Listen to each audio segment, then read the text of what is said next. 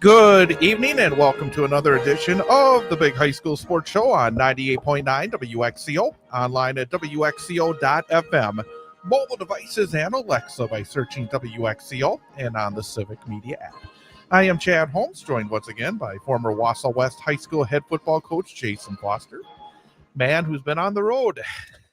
I appreciate you coming in after hearing that you went on a road trip to Nebraska, drove there, drove back, and when'd you get back? Last night about 8:30, I think we rolled back into town. Yeah, I'm almost tempted to have you tell us about the facilities there, but we're not going to do that quite yet because everybody will get very jealous what they're doing over in Nebraska. But good to see you again as we continue, as we're getting towards the end of our little trek here for 2025 this week, and then next week we'll tell you about next week because I'm going away for next week, but then we'll be back for one more show in 2 weeks. But again, it's great to see you, and you're gonna get a little help with the heavy lifting here to talk about what's been going on here in high school football. Is our coach guest. We'll talk about his team, the Newman Catholic Cardinals, coming up, but we're also going to get his take. I'm sure some very hot takes on what else is going on in high school football here in the postseason playoffs. Paul Micklick, good to see you. Good to see you guys. And it's, you get a little lonely when you lose a little earlier in the playoffs. So it's a rough life, isn't it? It is. It's not. And so it's good to come back here and talk to you guys. And it's always good to talk to you guys. And a lot of good football still being played. We'll talk in our coach segment, which we normally do, about the program and the season and his team with Newman Catholic coming up in just a little bit. But as we always do, we start off by what happened in the past weekend. Of course, last week was level 2 in the high school football playoffs. All the action occurred on Friday night. And real quickly, again, one of the things that's kind of sad as I look at my sheet, no area teams in Division 1, no area teams in Division 2. Let me ask Coach Micklick here, because you know Central Wisconsin football. I mean, does that mean anything? Is it because number one, we don't have as many teams in Division 1 and Division 2 as we used to number 1. But what's your take on high school football here in this part of the state? Maybe compared, you could talk about a player in terms of the rest of the state as well. But how do you look at where we stand in terms of high school football here in this part of the state? I think it's still. Everest was just in the semifinals last year, and they just almost, they could have won that game. So you're going to have ebbs and flows. I don't care if you're a small school, a big school, a medium school, you're going to have ebbs and flows. And obviously, when you get higher up, it's probably even more difficult to keep advancing than, say, lower. Sometimes you can get into a good situation, and you can keep on getting in a good part of the state. And with this new ranking of how the teams they did this year, which I think it was great. I'm all in favor of. That will play some factors into it too. So there's a lot of factors. I think the football around here is tremendous because if you're talking about Egner and Stratford, you still got those guys over there. So Mosinee, Tomahawk, those are all Central Wisconsin teams, and I know that Wausau West has had a great program for the last forever, to be honest with you. I mean, they've always been in the mix of things. Everest, same thing.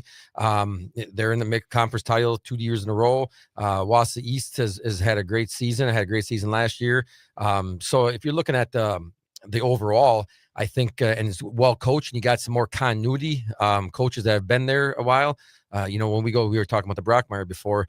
I'm like the old man that goes there now. I mean, I can put the 3 other coaches together, and I got those years. So I think, but now Matt's been doing a great job at West, and he's been there now for a while, and obviously he was assistant before that.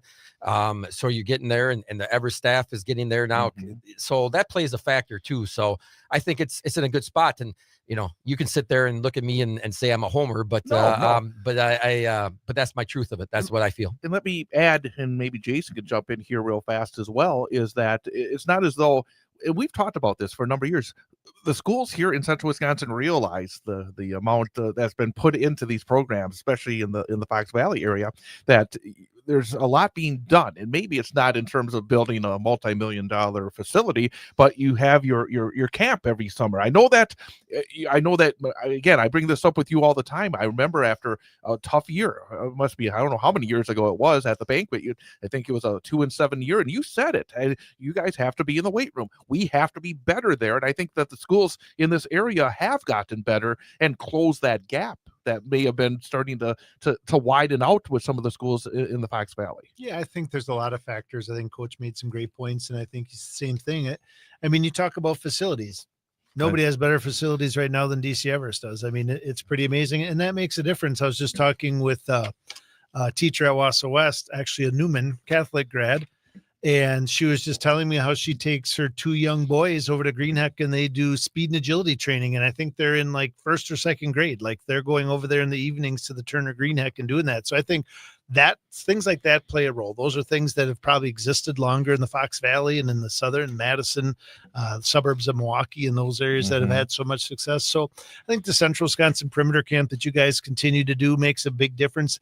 I think more than anything, what that does too is it allows these coaches and these teams and quite honestly, the athletes to do that networking and kind of build those relationships. But it's all part of the process. I think one of the issues that will continue to get the bigger schools in our area, when you compare them to the Kimberleys and the Appleton Norths, maybe Neenah. I don't know for sure what their demographic is, but for sure when you get to Arrowhead, Muskego, and some of those programs, Mukwonago, the socioeconomic piece certainly plays a role in that as well, as far as who you're looking to get. And when we talk about weight room all the time, and that's really the thing you can control, right? You can't control who shows up or lives in your community, which you wouldn't want to. You want to take whoever you got, and you want to make them the best versions of themselves. And the one way that everybody can do that is through the weight room. And we talk all the time at West, or for sure when I was the coach, is we don't have a lot of 300 pounders, right? And those really aren't the guys who win and lose those football games. For sure it helps, no question about it. But what wins football games is the guys who go from weighing 150 pounds to 170 pounds. How many 175 pound guys who work their butts off? Right. Those are the guys who win football games. And the team who has the most of those, who also gels together and have the best attitude, teamwork, leadership, all those things that you can control. But yeah, so, I mean, we're going to start talking here in a minute about these teams. We got some really nice programs in our area. When you start talking about Stratford, Medford, or Stratford, well, Medford's one too, but Stratford, Edgar, what Tomahawk's been able to do the last couple of years, Mosinee, pretty darn consistent right now as well. And he said it. He said the key thing, the weight room, and we control that. And I said that to you guys both, I think, before. The year that I had the opportunity to be with Coach Steph and who I admire and of what kind of person he is, he didn't beat you from August to November. He beat you from November to August, and that is where the time and commitment is put on, not just by the coaches, but the athletes, and that's where they're going to beat you. And sometimes we get beat, and that's, in some situations that might be what's happening, because the 150-pound guy he's talking about is going to lose the majority of time to that person that's 170, that's stronger, quicker, and faster. That's just science. They're going to win most of the time. Well, anything you want to add? I was just going to say, and the more guys you have like that, the more competition there is in your program, the more level of compete and toughness. I mean, all those things factor in, and yeah. And so you want to have numbers, and you want to have those kids all doing what they're supposed to do when they're supposed to be doing it. Well, let's talk about the area teams that were on the field in Level 2, Division 3. Merrill saw their season come to an end, fell to Grafton 59-0. Grafton, an undefeated team, obviously a very, very good football team and program. In those kind of games, you got to get off to a good start. First 3 drives, 3 and out for Merrill. Fell behind early, 35-0, just 10 yards offense in the first half. Jack Nelson for Grafton, 227 yards on 10 carries, 3 touchdowns. Their quarterback, Nicholas Schiller, 6 of 7 passing for 107 yards and 3 touchdowns. But I guess, you got to look at the big picture for the Merrill program, and we've talked about this. We've had Coach Wadzinski on. It's a program that just continues to take steps forward, and I think the finish 7-4 this year, make Level 2 steps forward for Merrill. Oh, huge steps forward for Merrill, right? I think if you are an athletic director or a principal, whoever, looking at your head coaching and your programs, what do you want, right? You You want them taking steps forward every year. You want a great level of compete, and you want to see that improvement. And as we've talked about them the last 3 years, I just look at the steps forward they've taken each year. This year, it culminates in a home playoff game and a level 2 playoff appearance. I mean, everyone in Merrill's got to be pretty pleased about the direction of the program. Anything you want to add, Paul? I agree. And they had a guy, I was happened to talk to one of their coaches at the Packer game, and the guy that had 10 attempts for 227 yards and 3 touchdowns wasn't even the guy that they were gung-ho about, that they were worried about. You know what I mean? And that's having a lot of weapons, and a great season for Merrill. And like Coach said, you got to be happy with that. And when you end your season like that, like you're able to then sit in the end zone and say, that's the next step, right? What Grafton did to us tonight, look at what their guys look like, look at how they played, the toughness, the lack of injuries, all those things. That's the next step. Division 4, Mosinee makes it 7 wins in a row. It was a battle. I watched some of this game last Friday night, and Mosinee got past Evansville 19-7. Evansville came in at 9-1, so they finished 9-2. Treve Stoffel, who will be and I don't think we even mentioned that, he will be our student-athlete guest coming up at 7:06 this evening. He was 8 of 10 passing for 131 yards and a touchdown, 20 rushes, 79 yards, 2 touchdowns, 10 tackles, an interception. Tavian Ingram, 2 catches for 57 yards and a touchdown. But it was a battle, and boy, it was tough football. And that's the kind of game, and you talk about going, to the end zone after a game. When you go in there against a really good football team and it's just a battle for 4 quarters and you'll win it, there can't be much better than that. No, absolutely. When you get in, and this is true of all the divisions, but sometimes games like this end up being, they could very easily, this could be one of the toughest teams they have on the way to state, just the way some of the brackets match up. So Evansville's a really nice program. They battled, had a great home game again. I mean, what a great opportunity for them in the program. And again, another nice step forward for this program. When we saw them play, they have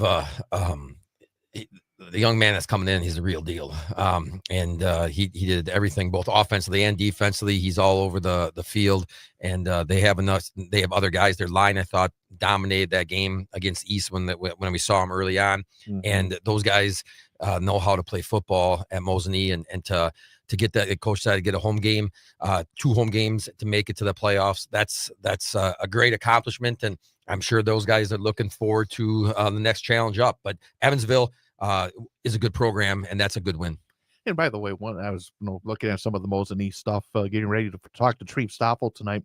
And one thing that's sort of, I think, been a little under the radar, at least for me, in terms of talking about them this year, is, and we talk a lot about Treve and Mitchell Micklig is their number 1 receiver, but they had 6 kids who have double digits in terms of catches this year. And I think as you go deeper, and I think, as offensive play caller for you, Paul, but as well for you, Coach Foster, I mean, you have that kind of numbers when you have able to spread the ball around. That's a key in terms of beating good teams, because if you could have a really, really, and again, Treve Stoffel is one of the best players, not only in this area, but in the state, but you got to have multiple players that can help. And I think that's something that Mosinee has developed as the season's gone on. Yeah, probably not a guy out there whose name is Keegan Jershly, you know what I mean, who kind of did all of the things in all 3 phases when he was there.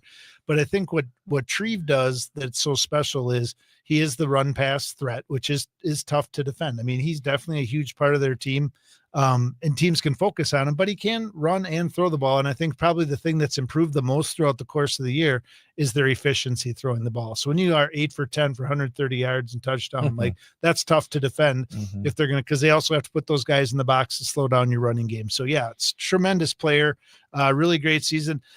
The question mark has been, right? We know how good he is, but at some point, a defense, I mean, what are they going to do? I mean, how many guys do they have focusing on Treve Stoffel every Friday night? And to this point, teams haven't been able to stop him.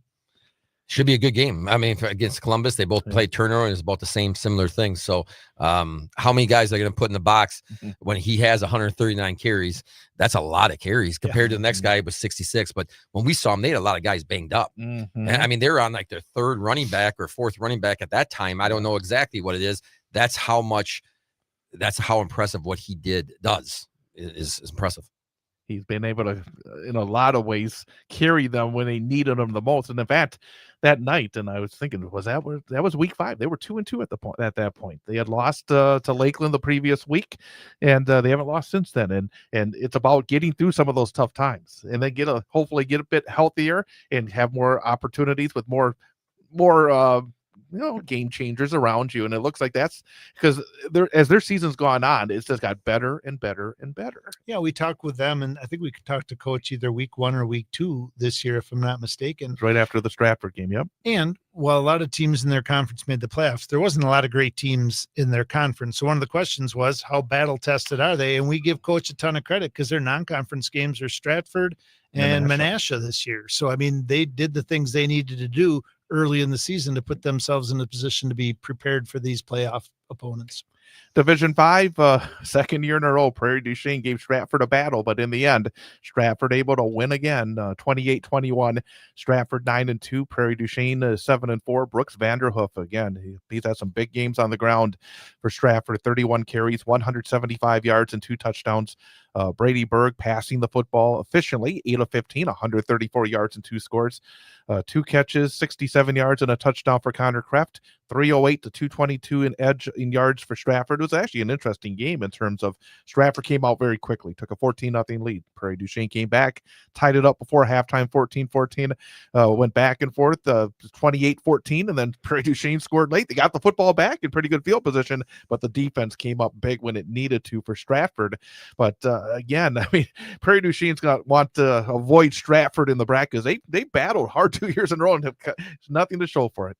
Yeah, I think at the end of when this run is done for Stratford, whatever it is, will it ever end though? Well, it's a great point. But I think when it's time to reflect on, I know there was a lot of people thinking the sky was falling in Stratford through 2 weeks of this season and questioning the new head coach and all that. But when you look at what they've done since that time, and that playing in Division 5, a Division 6 school, playing up in Division 5, the year after, they literally graduated just about every person who played a really big role in those 3 consecutive state championships. I think this is a heck of a job. I mean, it's been an incredible ride and great accomplishment thus far for these players, as well as what the coach has been able to do to right the ship and just what appears to be keep getting better each week. And I think they had somebody was out, I think, the first couple games too, which plays a big part into sometimes it's not when you play a team or it's not who you play, it's when you play them and things like that. So those losses might have been a little different too. We don't know. I'm not saying that they would have won those games for sure, but it does change the complexion of a team. It matters. I mean, it matters. And so I think you're seeing the real team right now, and it'll be a great game. And up next for Stratford is Tomahawk. Tomahawk #1 seed, and they beat Spencer Columbus 34-12. Tomahawk 10-1. Spencer Columbus finishes 6-5. Tegan Sarrazin, 19 rushes, 100 yards, and 2 touchdowns. Rex Riley, 10 tackles for Tomahawk. Jack Hebert had some big games, was held pretty well in check. 11 rushes, 57 yards. Quarterback Devin Timler, 7 of 17 for the Rockets, 136 yards, 2 touchdowns, also an interception. But I have to admit that when we talked about Spencer Columbus so often this year, I thought they were going to go in there and they were going to end the Cinderella run for Tomahawk. And not only did they not, Tomahawk was very impressive in earning that win. Yeah, I think when I watch the highlights of this game and when we talk about them week in and week out, how many different ways they found to win. They've won close games. They've blown teams out that were really surprising. And then the names just keep changing. It's the same names, but it seems like, sometimes I feel like they're playing different positions each week. Like 1 week it seems like, and I think there's multiple Rileys, but 1 week I feel like he's the quarterback. The next week I feel like he's the running back, leading rusher. The following week he's the leading tackler. So yeah, just a really impressive run for Coach Riley and Tomahawk. And I think Spencer Columbus is one of those teams that can reflect back and say that program took a nice step forward this year. They have if you look at their offensive stats, their defense is their offensive stats are okay. Right. You know what I mean? Like and spread around quite a bit from passing and rushing and everything else. But and they did have a quarterback change because of an injury in the middle of the season. So I think that adds to it, but continue. Yeah. I mean, they have balance offensively, but for this game coming up, for example, it's going to be in that if it gets higher than 20 points, I think they're going to be in trouble. Yep. It's because Stratford, if they're going to get you going, but if it's under 20, that's going to be where they want to play in this particular game. And they've done a great job. Like Coach said, that they win close games. They've won blowout. They won all different ways, which you're going to be in a tough situation.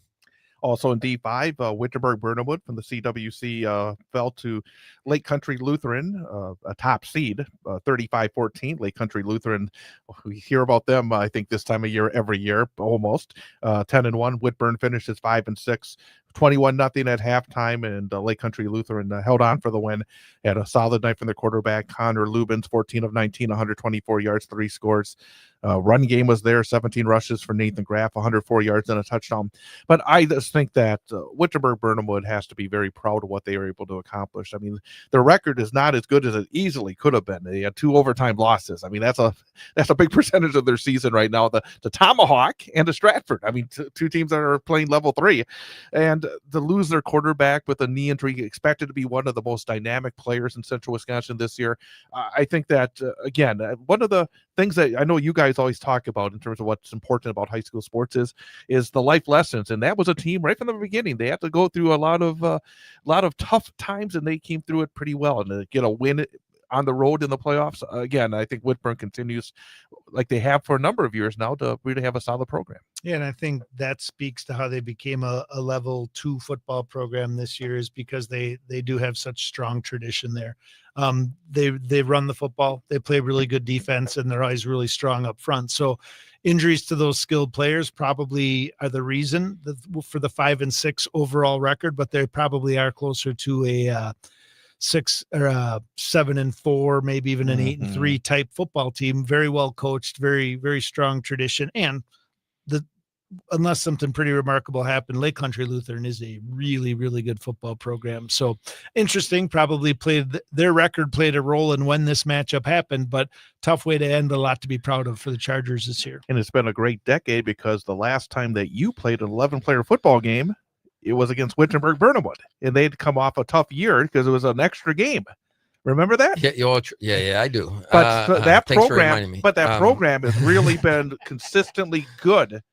Like your program's been consistently good since that point as well. But Whitburn, and they had such a long 20-year playoff run, and then they were down for about a decade, and now for the last decade they've been really good. Yep, I was going to say the exact thing. You took the words out of my mouth. Moore, I was Coach Moore, I think, was Jim there Moore, for many years there before that, and then he retired, and it kind of again go up and down. And I forgot to even mention that Central Wisconsin, this is another good program, because the last 10 years the expectation is to go into the playoffs, which is number 1, like Coach talked about, and then number 2 is then how many games you can win and things like that. And they got everything out of them, maximized, considering the injuries. They had a great season. And I would say, pound for pound, when we talk conferences, this conference, when you look at Amherst, Stratford, Wittenberg, Burnhamwood, and those teams who are competing each year to get to that next level, this is a tough conference.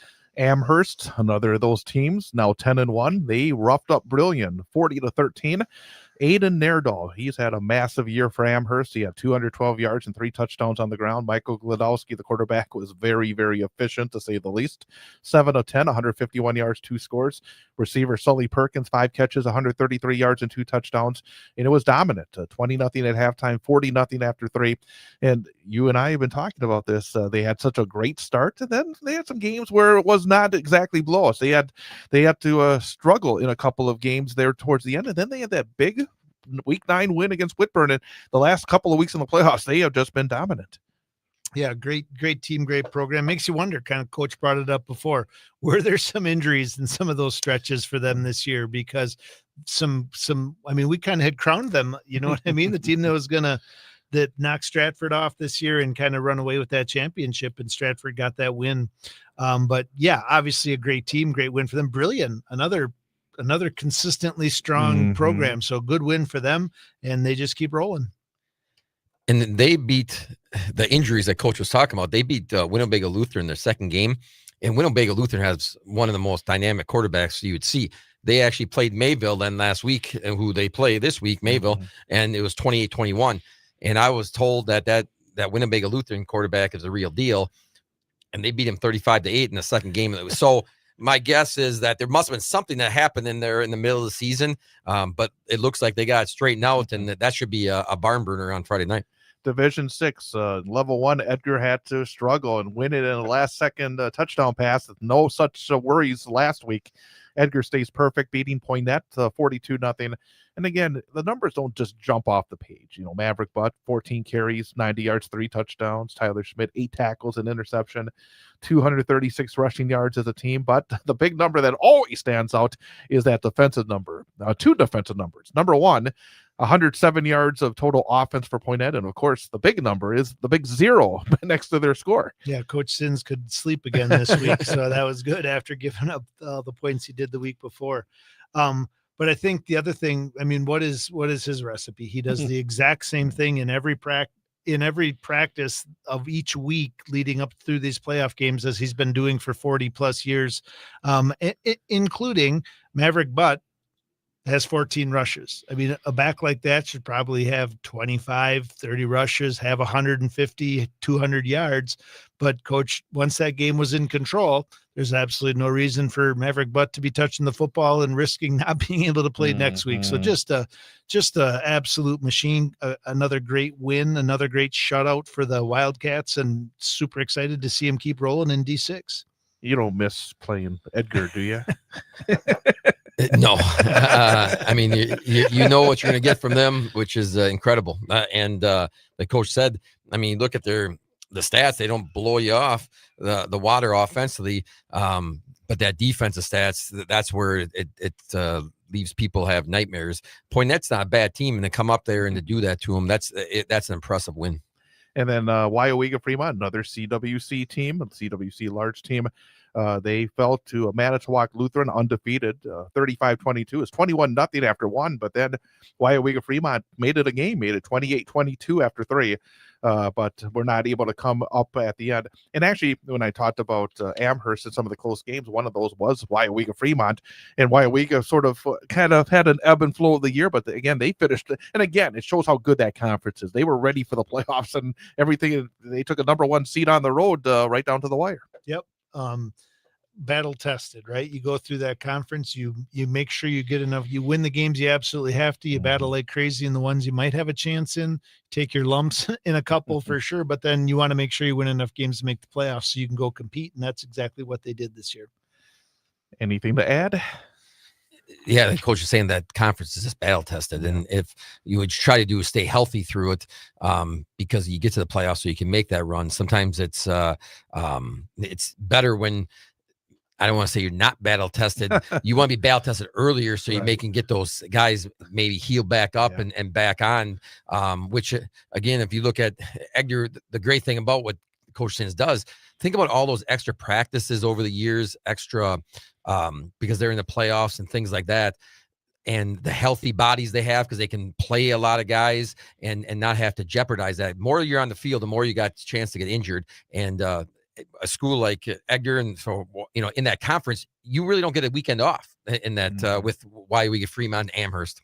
When kind of the other teams, and I know they're not in the same conference, but when you look at a Spencer Columbus and a Loyal Greenwood, who both took nice steps forward this year and had really nice season, that's the magic for them, right? To compete against those teams and put your best foot forward, but also to be able to come out at the end of the week and not have 4 2A players who aren't able to play the following week because of it. And find a way to get those wins again into the playoffs. Because so often a team at, in those conferences, and actually this year, Loyal Greenwood would not have been in the playoffs under the old system because they were only 2-4. Or 2-5 in the conference. They started 4-0, but 2 of those wins were non-conference. But because they were the strength of the wins, they got in the playoffs. So again, it's just very interesting. And that's why I like that, because they had to have injuries. And maybe I'm wrong, but Stratford the week before beat them 50-0. Right. And it wasn't even close. And they come back the following week and 21-14 and almost had Edgar on the ropes. Yeah.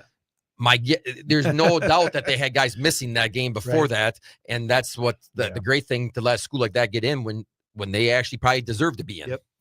And I wanted to throw out the quarterfinals of the 8-player since you're here. And last week's results, and just get your take on them. You had and there were really no close games last week, so it shows, I think, a real strength at the top. McDonald beat Flambeau, who was undefeated going into that game, and I know you saw Flambeau a couple weeks ago, but McDonald beat Flambeau 66-30. Gilman still undefeated, 36-0 over North Crawford. Lena St. Thomas Aquinas, who had a battle with Athens last week, beat Wabeno Leona 38-14 and Oakfield over Sevastopol 38-0. I know that you know the game as well as anybody. What did those quarterfinal games say to you? Probably what the results were. Probably what I would have thought. Some of the scores maybe are a little different than North Crawford's a really good team, and they probably could be that could have been a state championship game. To be honest with you, North Crawford's probably one of the top couple teams. They kind of fell apart there in the middle of the game and it exploded, and it kind of turned into a rout.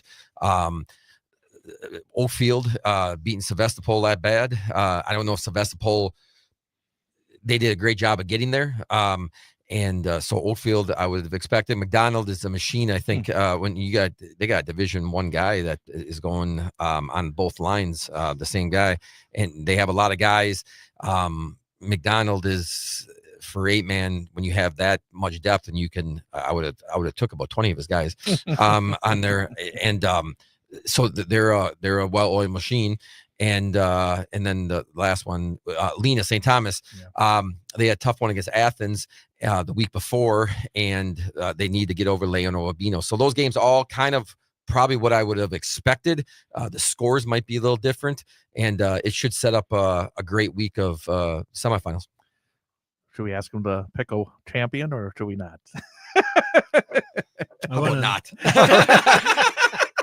Let's transfer now. Let's go to our normal coach interview now. Let's talk a little bit about your team and your season and your program and where you are this year. I mean, it was, and I know, seeing you during the course of the season, and it was in a lot of ways a hard year, wasn't it? Yeah, the last couple of years have been with. Sometimes it reminded me of going back to that year we played Wittenberg, and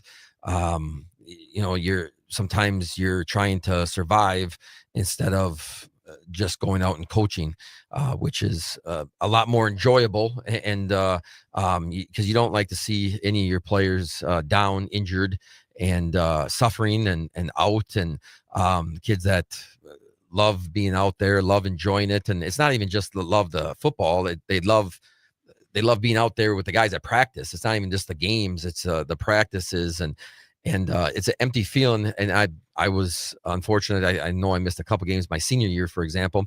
And when you feel out of you have to work hard to make sure that those kids know that they are part of that team yet and start of that group, because it's a lonely feeling as an athlete when you're hurt and you see your teammates are going in the games and playing and you have nothing. You can't go out there. And so there's a lot of emotions that are going into as a coach when you're dealing with the injuries, not just like, who am I going to put in for that guy? You're also dealing with making sure that everybody's okay mentally and physically as time goes on and things like that. So it has been a struggle the last 2 years. I'm very proud of what they got out of their seasons, every single one of those players for both years.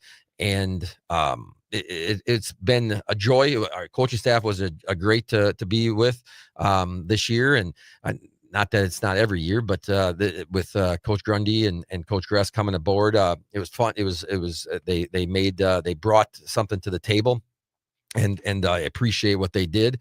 And every day at practice was a fun day. It was an enjoyable day. And when you got out there at 3:30 and you kind of could just coach football, everything else went good. And the kids did everything we asked of them.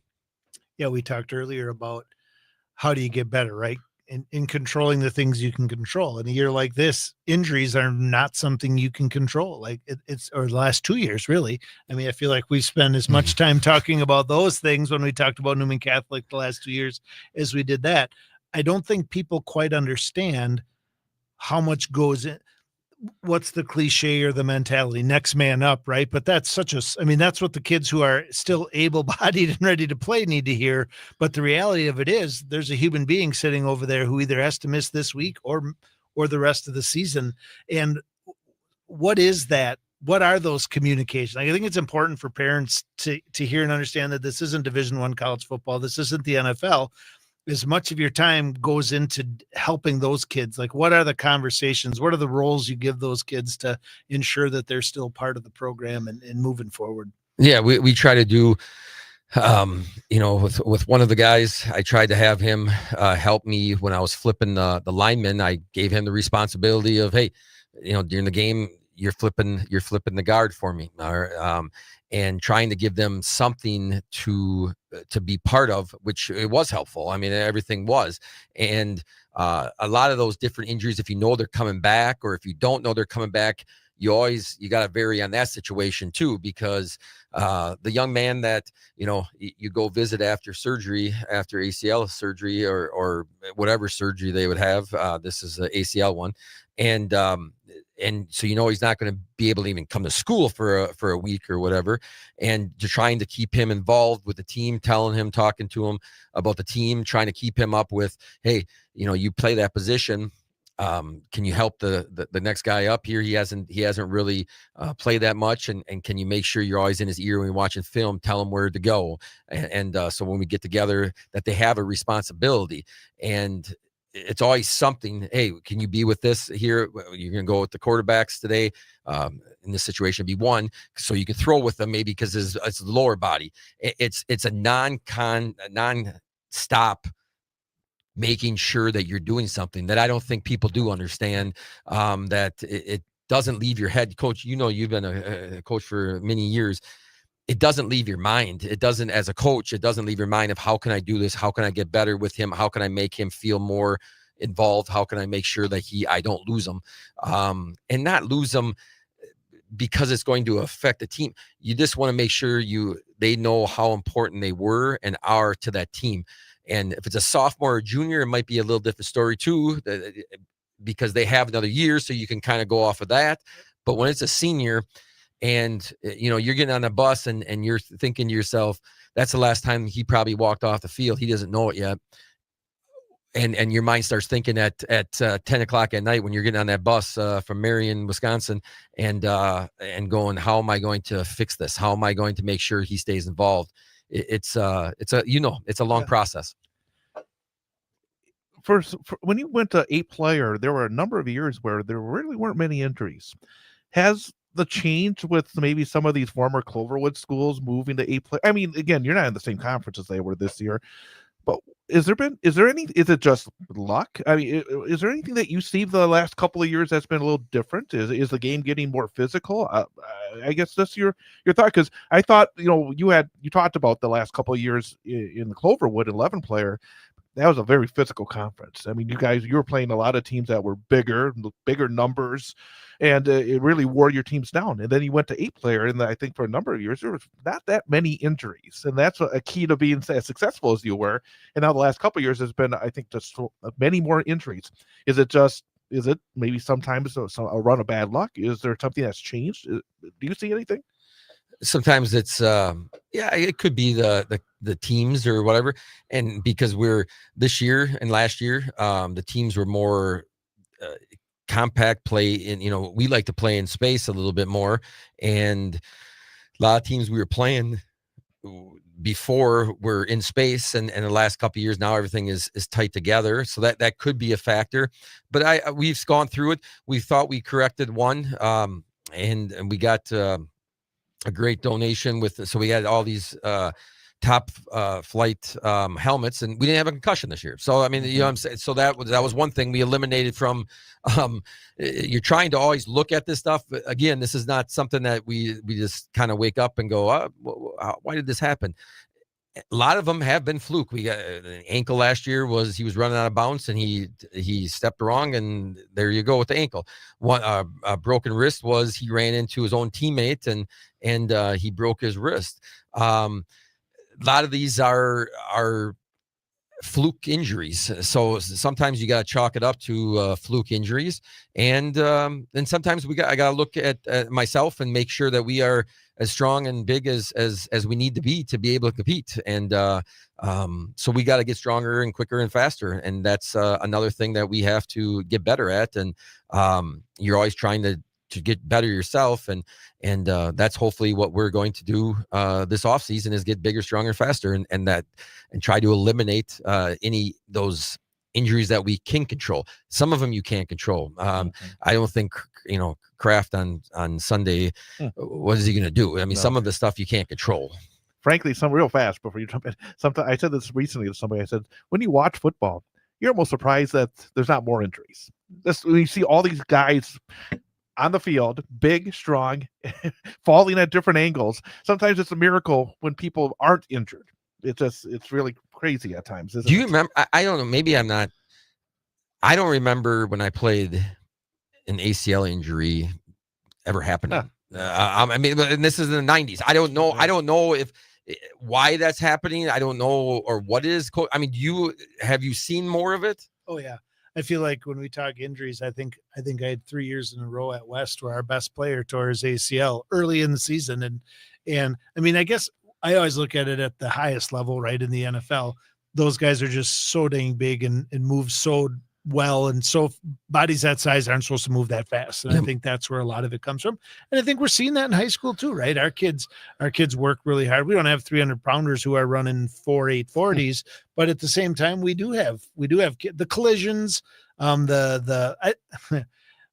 I can't believe I'm saying this out loud, but I think the amount of turf we have in high school football now plays a role. I love it. I wouldn't change it. We're super happy to have the turf that we have, but I think that there's certainly some evidence and research out there that shows that plays a role in it as well. A lot of different factors and factors we can't control. Right. I love hearing from coaches on stuff like this. So you look at your body of work, right? Your career is an 11-man coach through 8-man. Obviously, you are a Hall of Fame coach, and not done anytime soon. We're not putting you in the ground or anything.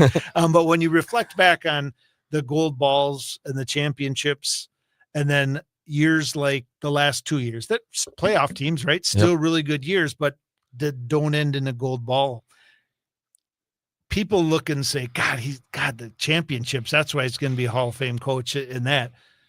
The reality is you probably coach a lot harder and a lot differently the last 2 years. And there's probably as much, if not more, to be proud of at the end of those seasons as there are when you go injury free and have a group of super gifted athletes. I mean, you don't take anything away from those wins and those championships, but people don't understand how much harder and how much more you have to put into a season like this. Can you speak to that a little bit? Well, thank you, Coach, for the compliments, and I appreciate it. And it is what you just said is, I do remember those years, and this year, I had a great time. And again, this is not about me.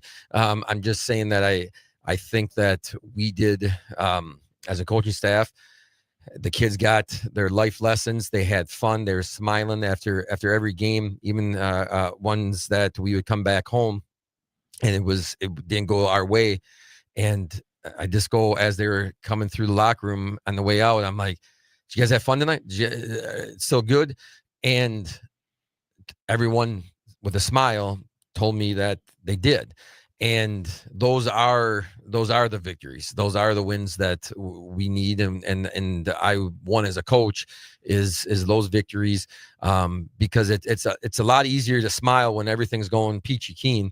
And I'm not saying that I want to go to an 0 season. I'm not saying that that I want those. Like. I don't want that, because I know what that's like too. And I know how that you have to get through that too, and how to jump over the landmine, so to speak. But these last couple of years and in this year, I mean, we mixed a lot of things offensively and defensively. We would be sitting there going through it on Sunday, and I love when Coach Thorpe and we get together on Sunday and we go through this stuff, and it's, we're there 6-7 hours after a Packer game or before a Packer game and going through it. And that is, I live for those days. I mean, those are the fun days. It makes for what life is all about, and to try to put something together and see what we can do. And sometimes it works and sometimes it doesn't. And that is part of life. And it's a lot easier when you're winning the gold ball. Everything works. You can just throw it out there and you probably don't need to do anything. Not not saying we did that, but it's the whole process, and the whole has gotten, I feel we've gotten very good at smooth at the process, and making sure that the kids are getting the whole process and enjoying every step along the way. And it's fun. I despite losing the last game, which most teams do, this was a rewarding season for me and for that team and for the coaching staff, and we're happy with what we did. Earlier today, the doorbell rang, and it was Patrick Meverden. Was he your first quarterback? Yeah. How are the kids different from the first year that you coached to now? Or is there any difference? Because usually I'll ask you how you changed as a coach. I think we did that last year, but how are the kids different? How do you deal with the kids? Do you deal with the kids any differently now than you did back in 2002 when you first started? Yeah, but that might not have been the kids. That might have been me. You know what I'm saying? I'm just going to be honest. I mean, I don't know for sure, because you're trying to play the game. You know what I mean? Like, when we're first starting out, I mean, the first game I had the head coaching spot was against Edgar. How would you like to open up on that? I was destined to You're like 24 fail, years old. On there. Yeah, I was a little kid there, and I'd like to see your game plan for that day. That would be an interesting one, because stay alive. Like dodgeball, right? We were just getting thrown. I mean, so a lot of things have changed. I mean, I'm not going to sit here and say that the kids have changed, because most of the time it probably isn't the kids. It's probably the adults. I'm certainly not saying that they're better or worse. I'm not saying better or worse either. No, it's like, that's when I saw, Pat's in business. We're talking about the business, and it's like, every one of these guys that you now see, getting married, having kids, and all this good stuff. It's just, and now you're seeing that, you've had a chance to see these kids just grow, and it's got to be just an incredible privilege to see. I think, and again, I think we've said this before, that anybody who says, oh, the kids aren't what they used to be, give me a break. I mean, nobody's the same, but different is good, I think, in a lot of ways. I mean, these kids work exceptionally hard, don't they? They do, but Pat did too. Pat was a great guy. Yeah, I mean, and you might have been talking about his wife. That's exactly. And she's a great person too. I mean, they're both, like you said, the Newman alumni, and great people, great family, and I would expect that we would have the kids that we have now. Our goal is, I would hope, is that they're going to be in 10 to 15 years doing the same thing as Pat and everybody else that has come through there. Have I changed? Yeah, I've changed. But I think you don't want to change for the negative. I changed because I was 24 years old, and I didn't know what I was doing. And you hope along the way you talk to people that know what they're doing, and you learn, and that's the best way to do it. And I didn't want to walk into a spot. I knew I didn't know anything. I mean, you think you know some stuff, but there's a lot of stuff you don't know. And you surround yourself by good people. You ask good people questions, and you find out how to get better. And then once you get to 4 or 5 years in, then I think you can kind of start doing it your way, so to speak, or how you want it to look like. But if I would go back and tell myself, I would go back that first year and go reach out more, find out more of things. I don't think I'll be honest, I don't know if our record would have changed. Right. Because I mean, we were way down there. Yes. I mean, for 3 of the 4 teams that year went to the semifinals, and in Division 6. So I think I have changed. The kids have changed. Yeah, they've changed, but I don't know if it's not for the worse or not for the better. It's just that they change in time.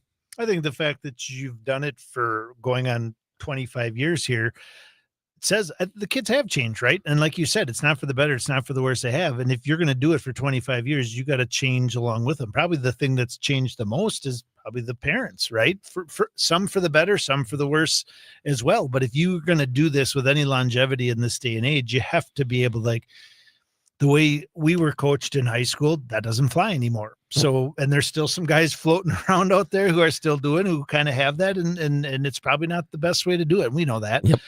But when you kind of look at the evolution, I always thought this, and I miss it. And I'd at some point hope to go back at some level. My dream, I think, at this point is to coach freshman football. But when I reflect back over time, and you tell me what your thoughts are on this, is those first few years, you're trying to get as much information as you can, and then you just keep trying new things and trying new things. But at some point over the course of that 20+ year career, you realize this is the right way to do it. And you start doing it that way and you still adjust a little bit from year to year, but you kind of create your core values and what matters most to you, because you're the one giving the overall message and leading the program. And then the kids kind of get on board with that. That was kind of the evolution as a head coach for myself. Was these are our values this year, and this is how we're going to change this year. And at the end of the day, football, all athletics, high school in particular, you're just stealing, right? You're just taking somebody else's good idea. There's no new ideas in football. So you find out who you are as a head coach, and you do that to the best of your ability, and that becomes your identity as both an individual and as a program. Yep. I agree 100%. He's spot on. And that's how we did it. And everybody's in a different spot too, because what works at Wausau West might not work at Newman. What works at Newman might not work at Everest. It can go for the school size, the population, or how you mentioned it about Arrowhead. And I heard they had like press boxes. You were telling me they had like press boxes. It was like a Division III school over there, maybe even better in college. And their kids might be different than what is at Wausau East or Wausau West. And so you're always going to be, even you had the core values, but if that core values, you go from Newman to somewhere else, the core values are going to go with you. And then the outside of it is going to have to adjust, because you're going to have to adjust to your surroundings of it. And that's kind of because I don't think, if you want to look at like Wisconsin, they might have their same core values, but did they lose? I'm just using them example. Did they lose what they're outside, because what fits at Wisconsin is not going to be the same as what's in Alabama? And I guess that's from going to the higher level. That's how I think for high school you look at it, is you're trying to keep those core values all the time, and then the outsides you are adjusting to your surroundings. As amazing as Coach Stefan Hagen, we all can relate to Coach Stefan Hagen. As amazing as he was, we can't beat Coach Stefan Hagen. I mean, that's who he was. My first coaching job was with Coach Ken Beagle from Rapids, who's also Hall of Fame, kind of not quite Stefan Hagen, but in probably the same breath from a conference standpoint. And I learned a ton from him my first 4 years as a coach. Some of it was what I'm never, ever going to do. And I love Coach Beagle, but like, that's not who I am. That's not what my personality is, or how I can treat people or parents or whatever. Not saying anything negative, but a lot of what you learn is how you're not going to do things as well. Yep. And even this year with Coach Grundy, Coach Grundy's Coach Grundy. Yes, he is. Paul Micklick's Paul Micklick. You know what I'm saying? Like, and that's not a bad thing. It's just that we're not going to do, and we're not all the same person. And if you try to be that person, the reality of it is it's not going to work out for you. Yeah, be good to who you are at the core. Because one thing that kids can do, I imagine, is they can see when you're not being authentic. Yes. So that's obviously very important. There's still a lot to talk about. We got to take a top of the hour break and then talk to Trief Stoffel about if you're going to stay around and talk about the other games, and a few more questions about where your program is going. Yeah, of course. But we're going to talk to Trief Stoffel after the news. We have a top of the hour news update coming up here, and then we'll have hour number 2 of the Big High School Sports Show. Again, our student athlete guest Trief Stoffel coming up in 6 minutes here on 98.9 WXCO.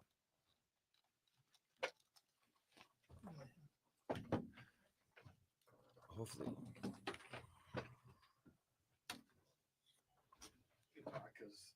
We're in the middle. Yeah, well, we're not live. We're not live anymore. So, but Mike's still on. But it's like actually, I'm gonna turn him off because I think it's still on the. I'll get the door, Chad.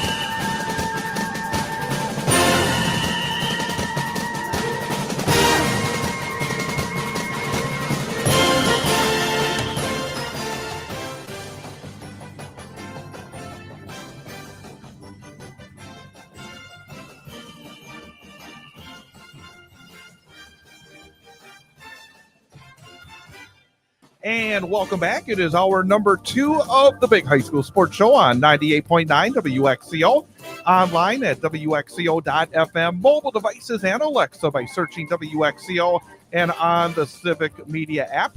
Also, you can catch us on YouTube. Go to youtube.com and the 98.9 WXCO channel there as well. Along with Jason Foster, I am Chad Holmes, and as we do every week, the start of the second hour, we get an opportunity to talk to our student-athlete guest. And tonight, from Mosinee High School senior Treef Stoffel. Treef, welcome back. Thanks for having me. Absolutely. It's been a fantastic season for you and for your team as you get set for level 3 playoff action. I want to kind of step back to the start of the year. You've had so much success at Mosinee in sports. What were your goals starting your senior year? And it doesn't have to be just football, but going into your senior year, what were you thinking about in terms of what you want to accomplish in this final go around at Mosinee? Just stay healthy and have a lot of fun with the guys I have with me. And since the start, we've done that, and we've been winning games, winning conference, and now winning twos, winning second round. So it's been awesome. My first question for you is, how you feeling? Because when I look at what you do every Friday night, it's pretty amazing to me how healthy you looked when you walked through the door today. Like, I guess first off, seriously, how are you? Are you healthy? Are you feeling good? Yeah. And second off, what do you feel like at the end of a game Friday night? When I look at the amount of offense, how much you run, how much you throw, how much you play defense, what toll does that take on your body? It takes a lot. I mean, the next 2 days, I'm not moving from the couch most of the time. So it's a lot on the body, on the mind. But And what do you do in particular? I know your dad's the head coach, so he probably knows more about it than most. What did you do this off season to make sure you were physically ready? Because you knew, right? You kind of had a similar role last year, and knowing as a senior, that role is going to get even more on your shoulders. So what did you do in this off season to prepare physically for it? And what is your diet, sleep, exercise in season? What do you do to keep your body as healthy as possible other than get plenty of rest on the weekends? So in the summer, we lifted 4 times a week and ran 4 times a week. So sticking to that schedule really helped. And then eating 4 or 5 meals a day really kept the metabolism going, kept my body right.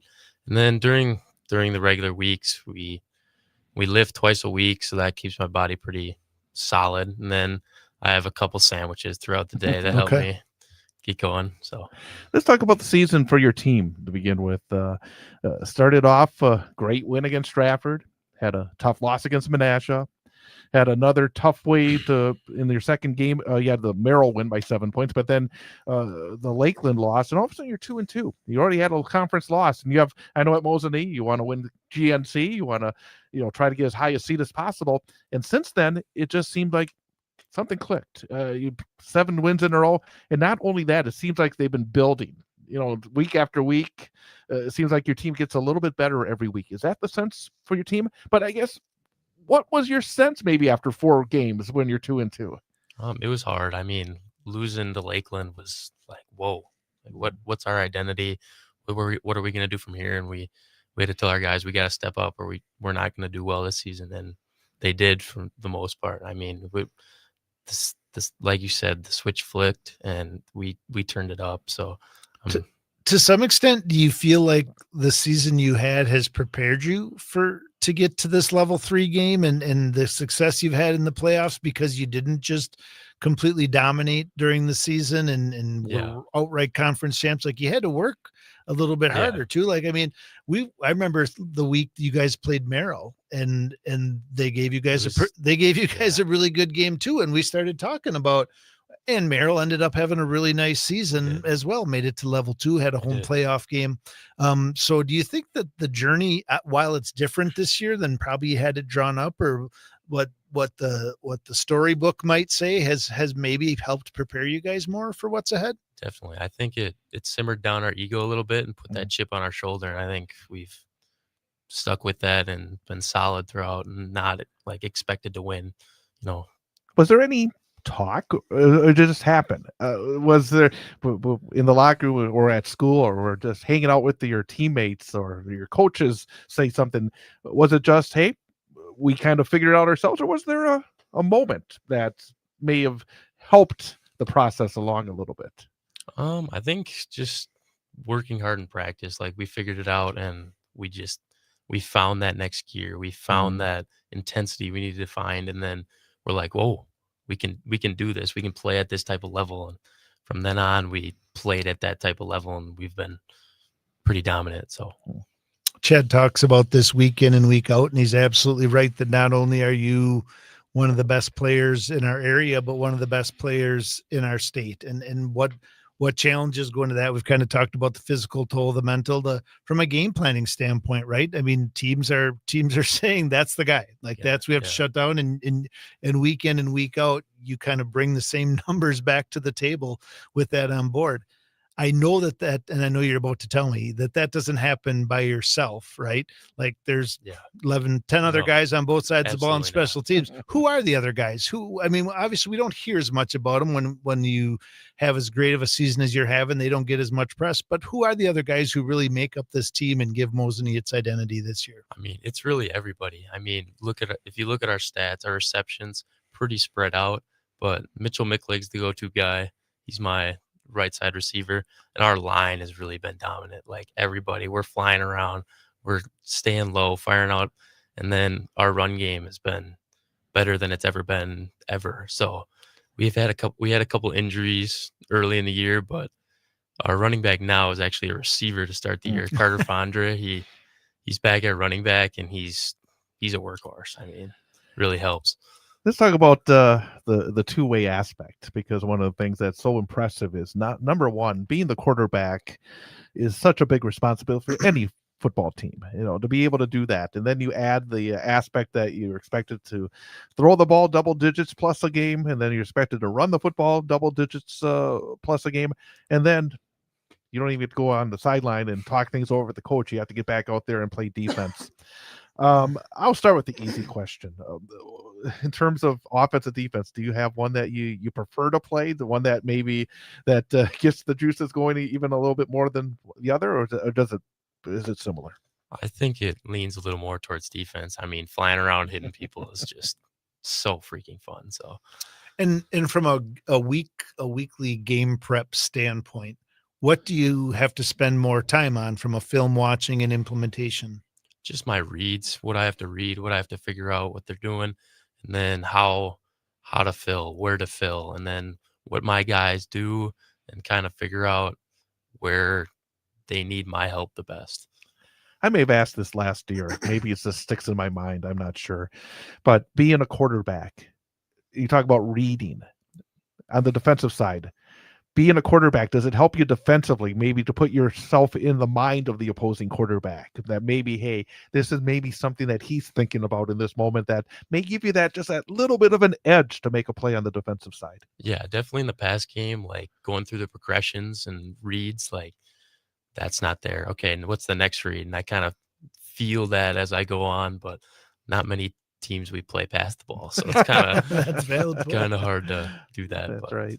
Tell me about some of the other guys on defense. Who's really stepped up for you this year? Probably the biggest one who stepped up is a sophomore, Braden McCodlow. He's a motor dude. Just gets after it, never gives up on the play. And then, I mean, just overall, we're solid. We're gritty. Like we're mean. I mean, we're gonna get nasty. We're gonna get filthy down there in the trenches. So, kind of a mindset and a toughness. Is that kind of that chip on your shoulder? Yeah, I'm on that same line. You talk about maybe that edge to your team, and frankly, the first time that I saw it in terms of some of the results was when you went late in the season to Medford and not only won the football game, but went in there and just dominated. Yeah. Was that maybe the culmination of both the mindset and maybe just physically everybody really on the same page? Because that kind of that sometimes you notice scores and other times you don't notice scores. I Yeah. noticed that score. Yeah. What was that night? What did that night mean maybe in the last couple of weeks? I think it just proved like if if we can put our minds to it and be physically ready, we can compete with anyone out there. So One of the challenges coaches and teams and programs have when you make it on these runs in the playoffs level 3, then you start talking about semifinals, all those things. We're not putting anything ahead of anything else, but all of a sudden the winter sports teams start practicing and Right. those coaches, and you got guys who are wrestlers and hockey players and basketball players. How hard is it for you and your teammates to stay dialed in, or is it none of that stuff even crept into your minds yet? for me, none of that's crept into my mind. But there's some guys that want to get going on the next ones. Just we want you here in the moment and just not risk anything to Yep. not let you play or make you play the next week. So Again, we're talking to Treve Stoffel, who is a senior at Mosinee High School, our student athlete guest this week on the Big High School Sports Show on 98.9 WXCO. Well, let's talk about other sports. We're going to have it seep into your mind for a couple of moments here before we can start talking a little bit more about this week's game. You're a 3-sport athlete. You're, football, big cog on your boys' basketball team, playing the spring and baseball. How do you put it all together? I mean, that's a lot on the plate, and then of course you have your schoolwork and your social life, and just being a high school kid. Yeah. How do you put it all together? How do you try to balance it all? I just try to stay consistent in the summer. That's a big thing. Try to even things out. Do this one day, do this the other day, and just kind of lifting really helps all three. So Mhm. that's been a really benefit to me. But I mean, I kind of rely on other sports to like keep me interested in the other ones because like I don't know, football like year round, you can't do it. Like it's just not gonna happen. So having a little break in other sports it's really fun. So Chad mentioned schoolwork. What is your favorite class or subject area, and who's your favorite teacher? my favorite subject is probably history, but my favorite teacher, that's a good question.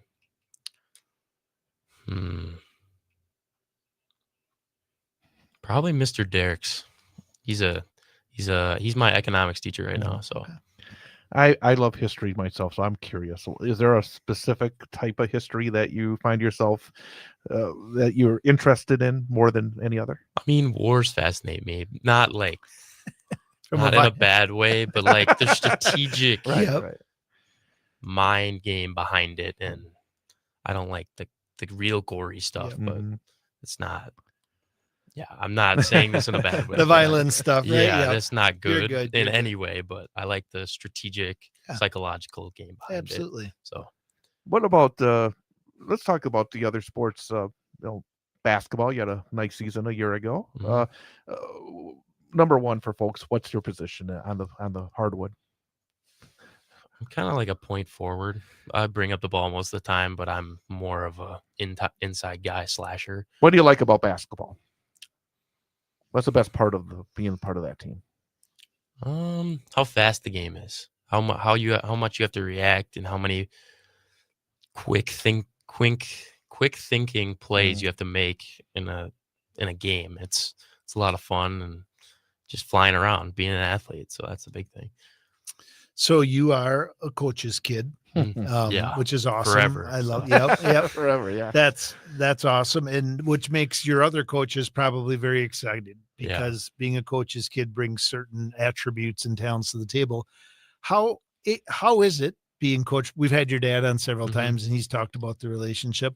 Number one, how is it being coached by your dad? And then number two, do you also enjoy then the other sports and being coached by other people too, just to kind of round out that experience? Yeah, I mean, it's awesome having my dad as a coach, but at this point it's pretty normal. So I'm not too worried about it now, but at times he gets on me pretty hard, which he should. Yep. So that's all right. And then coaching from other people is good because you need that break every once in a while. You need different beliefs and thinking in your thoughts, except from your own bias. So I really like it. So How many brothers and sisters do you have? I have one older brother and one younger sister.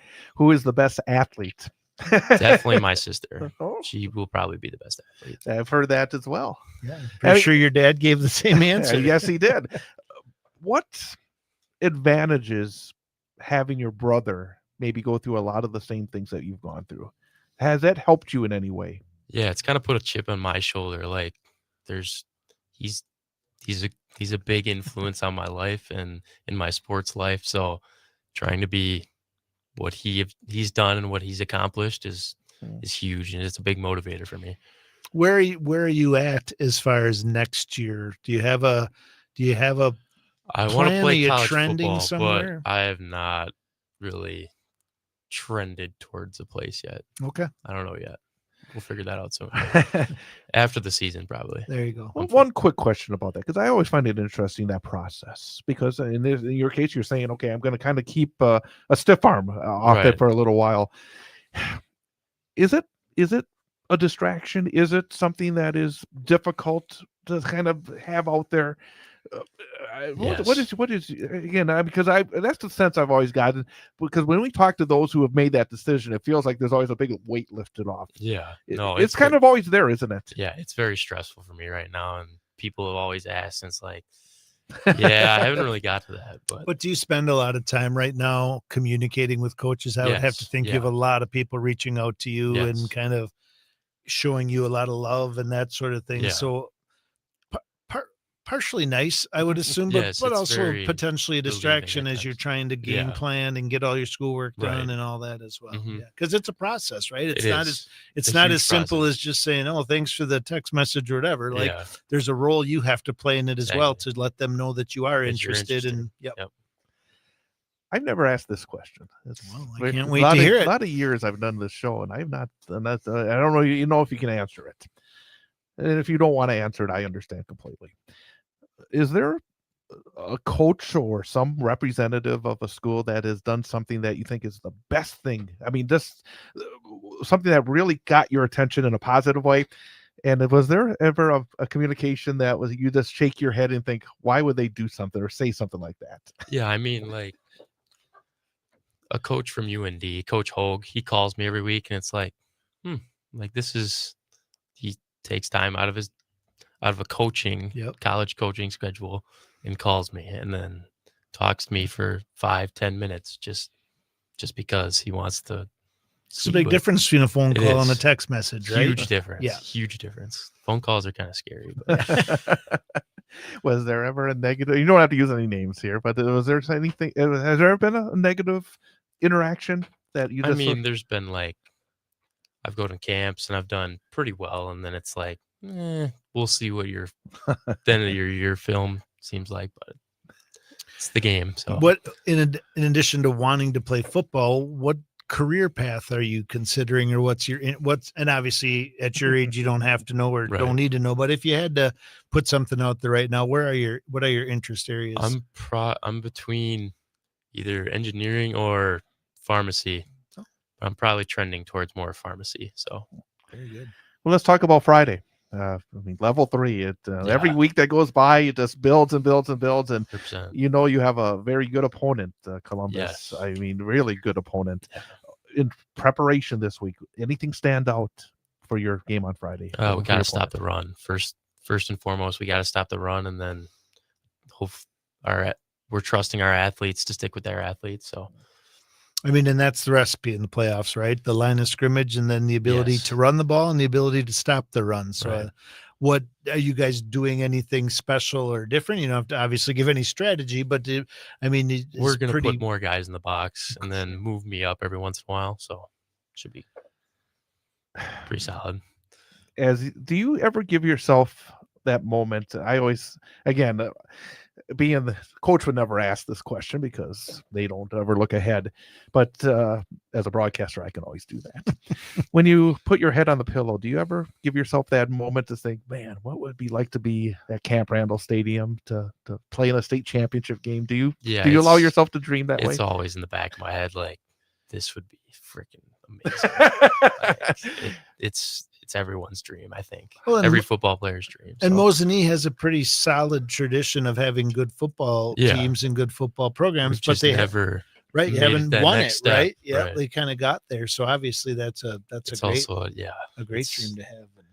Any other questions for Tree before we go to our traditional final question? No, I had no more questions. Just it's been as you go into these last 3 weeks, whatever they are, right? Yeah. Whether it ends this week or goes 2 more, and we talk 100%. about that gold or silver ball. You've had a phenomenal career. Thank and you. I just wanted to say that it's been great week in, week out for us to be able to talk to you and look at the numbers Thank and you. kind of shake my head and say, holy I cow, how's appreciate this that. guy do it? So congratulations and best of luck this week. Thank you. And you've been through this before, so I will just give you the final question again. And especially, it's perfect for somebody like you because you've been involved in 3 sports like you are and have had so many experiences during your high school career. But for somebody that's just starting their high school career at Mosinee, maybe in the football program or any other sports that you're involved with, based on what you've learned, what piece of advice would you give somebody just starting the journey to make the most out of their years at Mosinee? I mean, never take anything for granted and take every opportunity they give you because it goes by fast and you can use that for everything. I mean, missing lift is like the hugest thing for me. I always want to lift and it's a great opportunity. I mean, it's awesome. Never miss an opportunity. Fantastic. Treve Stoffel, again, congrats on all the success you've had in your high school career. Thank you. Best of luck Friday. Best of luck in the winter and the spring. Best you. of luck in your process of determining the next step as well. And really appreciate you coming back on the program. Thanks for having me. You bet. Treve Stoffel, again, our student athlete guest from Mosinee here on the Big High School Sports Show. We're going to take a quick time out and then come back and look ahead, and we'll talk about the Mosinee game among the others that are coming up in level number 3 this Friday night. It is the Big High School Sports Show on 98.9 WXCO.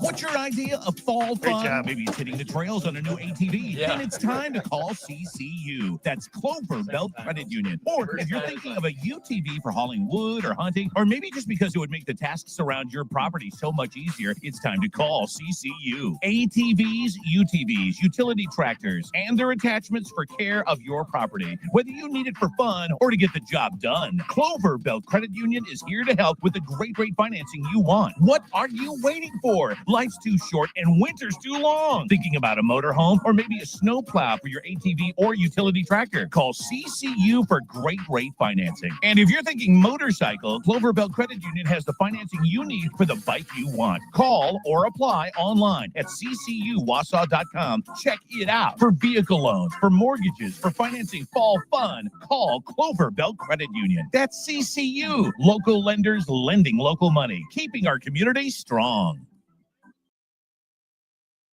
So, how are the kids? Well, Emily made the honor roll. Oh, good for her. Yeah, we're really proud of her. Tyler, on the other hand, though, What's going on? he's been moody lately, just feeling down and not like himself. Oh, we've been there. Nick was struggling last spring. He was so anxious and stressed. Really?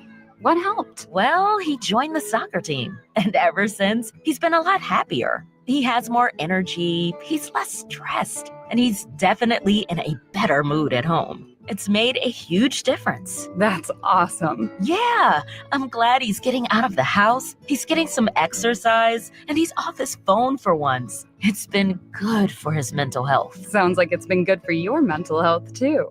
Participating in Wisconsin high school sports improves students' physical and mental health. Encourage your son or daughter to get involved. This message presented by the WIAA and the Wisconsin Athletic Directors Association.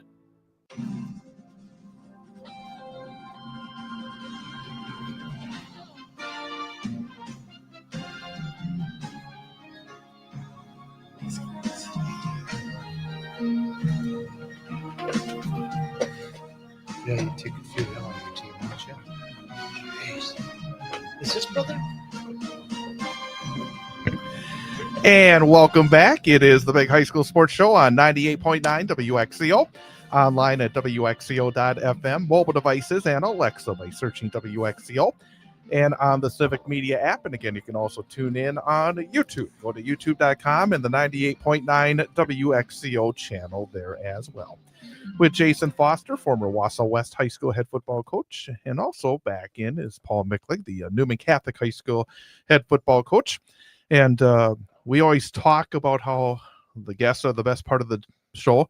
Not sure about tonight, at least for the coach desk, but no, with Treve Stoffel, what he's been able to accomplish, it's always wonderful to get a chance to delve a little bit into. And again, it's always interesting, the idea of, having all these college coaches texting and calling. I mean, I've never experienced anything like that myself, but I mean, it just seems like I always like to find out a little bit more about that. It's really interesting too, in what a great learning experience it is for the athlete, right? Because you kind of learn how you talk to the very first coach is so much different than how you're talking at the end of the process, right? The questions to ask, the kind of the responses they're looking for. And obviously he's a very well-spoken young man. And I was kind of mentioning to Coach Micklig as we were coming back on the air that you'd certainly take 2 or 3 Treve Stoffels on your football team at any level, right? Like we talk about divisions, you talk about 8-player versus 11-player. Great football players are great football players, and it doesn't matter what level you play or whatever. And he certainly fits into that category and is a great player, great young man. And that multi-sport athlete. I mean, you guys, I know within your schools, you love to see that. And man, that's a lot on the plate, but yet they seem to handle it so very well. He's tall, lanky, strong. Yeah, I mean, he could probably play sports. You know what I mean? Like that. That's yep. And you guys do a good job with those guests, and they always are good guests, and that was a real good one. Very mature, very good answers, and you guys, like I said, he did a great job, but you guys do a good job with all of your guests too. By the way, and the thing about it, both him and his father / coach saying that it's the sister, the young lady in the family that could be good for Mosinee. And they're not just saying that either. I mean, that's something that's, a lot of folks are talking about. That just shows amazing. I mean, talk about a family. That's an athletic family, and really, really cool stuff indeed. I love hearing about that. And again, thanks to Treve for being back with us again here tonight. I had a couple more questions for the coach, and then we'll talk about the games. We didn't even mention, I mean, this year was a big year with the opening of the new football field, of the athletic complex. What does that mean for Newman Catholic? I mean, does it make your work easier? Does it? I guess because it was it's so impressive to go there and to see what you've been able to accomplish there at Newman Catholic. And what does that mean? What was it like, number one, this year, going out on that field for the first time? Yeah, I mean, that once in a lifetime opportunity for those kids, and to be on that a field that's their own, and that's all the people that donated to that and made it happen, and the behind the scenes, tremendous. And from work wise, football's football. Nice is that we don't have to worry about the grass being a foot long, and the lines are nice and straight this year. The lines are nice and straight. Yeah. If somebody, all the people that ever said that to me about, hey, look at that, line's a little crooked, I wanted if I could go back and say, how about you do it yourself again? If I could have $1 for every person that said that, and I just sat there every time and laughed it off and just said that there. But now after 25 years, Coach Grundy said that I should have just burnt the lines. That's what he used to do. And then they would just stay for the whole season. But the facility, that's why he's a Hall of Famer. That's why he's a Hall of Famer on there. But the whole facility is tremendous. The concession stand is just finishing up. Is beautiful. The tennis courts are gorgeous. The track is beautiful. Looking forward to using that this spring. Oh yeah. And the practice field next fall. And hopefully we're not finished, and we got to get to action. And I'm hoping we got to finish the softball field.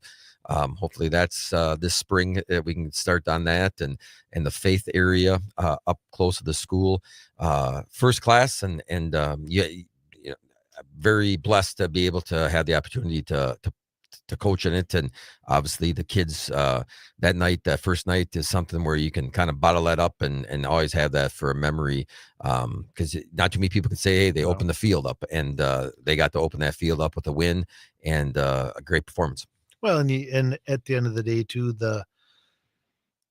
a lot of cliches when it comes to high school football, but Friday night lights, right? I Yep. mean, to be able to play a home game under the lights, first group of kids who've ever been able to say that, and to not have to play on a Saturday, not have to play like to your homecoming game. I mean, all of the things that this group got to do and that you get to do moving forward. Weather doesn't play quite as big a role when you're playing multiple games on the same surface every week with your lower levels and all that on a super wet and soggy. And I got to give, and I'm sure you played a huge role in the planning and the implementation, but I give Newman Catholic a ton of credit because it's not just a football field, right? Yep. I mean, it's football, it's soccer, it's track. The tennis courts are beautiful. I mean, I sit out in our 3-story Wausau West and I go up and down those stairs a million times a day. And the only windows we have in Wausau West are in our stairwell. So when I'm on the south side of the building in those stairwells and I look across, it's amazing. Yep. I mean, when you consider the size of Newman Catholic, Yep. obviously the success of your program certainly warrants all the things that you guys have, but it's pretty impressive. I mean, it's not just a football field, it is a complex. And like you said, softball's coming and all that. So what a great accomplishment for your school and the Newman Catholic community in general. I drove by, I think it was last Sunday. I don't know if it was trunk or can Yes. but I went to the grocery store and it was kind of dusty. I came back on a Sunday night and then the lights are on the football field. I'm like, what the heck are they doing tonight? And looking forward, it's going to be a tougher conference. I'm not taking anything away from the kids that you've been playing for the last number of years, but it almost feels like you're going back to the Cloverwood next year, doesn't it? Well, it is. I mean, that's what it is. And, nothing's ever written in stone of who the teams are yet, even, and this and that. I mean, they are written in stone, but, we just got something, a request from somebody this week. That is whatever. So, and who knows? In a couple of years, they were. Well, it sounds talking like you could make some news here. What's doing? Well, it has nothing to do with us. So Okay. okay. It's not news for us. I thought maybe. No, it's nothing that great. But I'm just saying that you can try to do this or that, and you never know if it's only 2 years or whatever. And yeah, great teams, great conference, and they're going to be good again next year. And that's. Coach said it many times tonight already. Worry about what we can control, and what we're going to worry about and control is our off season and seeing and enjoying that journey, enjoying that experience as we get up there, and when we start playing some games, then we'll start worrying about those teams. But great conference, a great conference that we were in, and it's definitely. But when you're saying look ahead, I guess I'm getting too old to, to think about 6 months from. Don't get me wrong, we always are thinking about 6 months, but I'm trying to think about tomorrow yet, and what we're going to do next week, and how make sure how we're getting a good workout in next week, and things like that. Real quick, process matters. If you have a good process, it makes it easier to get good results. And if you try to make shortcuts, you probably won't get great results. Correct. And there's a saying that goes like the more you put into it, the more it hurts when it doesn't go your way. If it doesn't hurt, and not everybody's going to be 8-0, not everybody's going to be 0-8, 4-4. Everybody's going to be at a different level. But if you're doing what you're supposed to be doing in the off season and during the season, and when it ends for those seniors, and it hurts, and it doesn't feel you're disappointed it's over because you like doing all that stuff, then we've succeeded. Right. Like I believe this as a coach meant even more to me as an athletic director. When you have a whole group of coaches that you work with, at the end of the day, we want to win, right? Our goal is to win. If your goal isn't to win, I don't know what the heck we're doing, right? Like, why are we putting all this time and energy into it? But the purpose of what we do is that those student athletes are able to look back over their shoulder at the end of the journey and say, I'm a better young man, better young woman today than I was when I started. And coaches play such a huge role in creating an environment and a program and an atmosphere that allows them to be able to learn those lessons along the way and say that. And obviously that's something you guys are doing a great job of. And I guess finally, before we turn to the games, getting closer to having your boys play for you. What do you, because we talk to the coaches that have their kids be part of it, and you'll be a quarter century as a coach before your kids get there, which is very unusual. Is it something that your boys have been around their program and doing a lot of great things with your program for for a lot of years. But how excited are you about having that out there in the future? It's not really in my thought process. They got a good class, so excited about that. And good. And when I say good class, I mean good numbers class. Right. And which is so vital for school your size, isn't it? It's huge. And so I'm excited about them. And I just came from practice with them just before the show. And but honestly, one day at a time, and I'm worried about tomorrow and worried about next week. So I just look back at some of the memories.